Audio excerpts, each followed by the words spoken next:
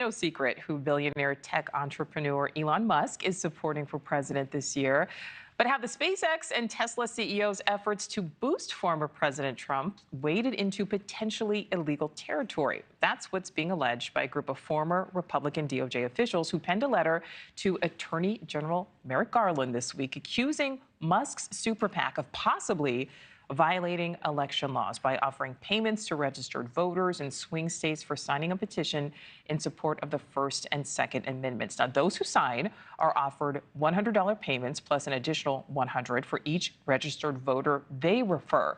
Musk's PAC also announced it would be giving away $1 million daily to a selected signer from October 19th until Election Day. So here now to weigh in on the legality surrounding all of this, former member of the Federal Elections Commission, Hans von Spakovsky. Hans, thank you so much for your time.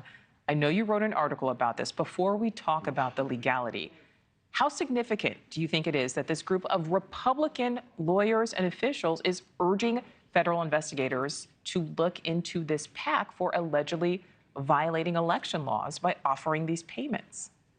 Oh, I think it's purely a political act, just like prior to the 2020 election, when all these former intelligence officials claimed that the Hunter laptop was Russian propaganda. I'm also a former Justice Department lawyer, but unlike the lawyers who wrote this letter, look at what their letter says. They don't say he's violating the law. They say it raises serious questions. Well, it does not. The statute on this, the federal law, is very clear, very short, very much to the point. To violate it, you have to intentionally and knowingly offer to pay someone to register to vote. That is clearly not what is going on here. Elon Musk, all the money in this lottery is tied to signing his petition supporting the First and Second Amendment. Now, a condition of it is that you are a registered voter, but he is not paying people to register to vote. He's paying them to sign his petition. Therefore, it does not fall within the clear text of the law. So all these officials making this claim, that's political. They're not engaging in a serious analysis of the federal statute. All right, so Hans, you did write this article, and you do not think this is illegal. And the group does recognize that, these are framed as payments for signing a petition or for referring voters who sign. But many of the payments are restricted to registered voters. So that means anyone who wants to get paid must first be registered. Do you think that Musk will backtrack on this, or that the PAC will backtrack on this?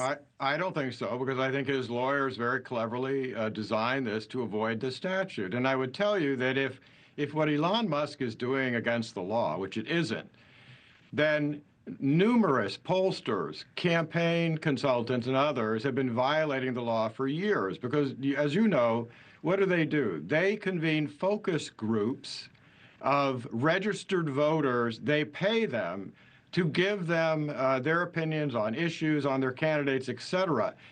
Those members of the focus groups are paid, and a condition, almost always, of being a member of that focus group is to be a registered voter, because otherwise there's no point in getting their opinions.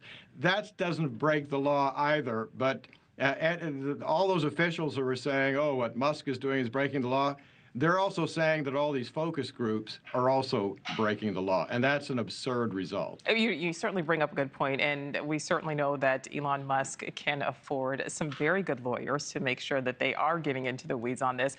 If, let's say, he were ultimately found to be doing something illegal, do you think there would be any real repercussions?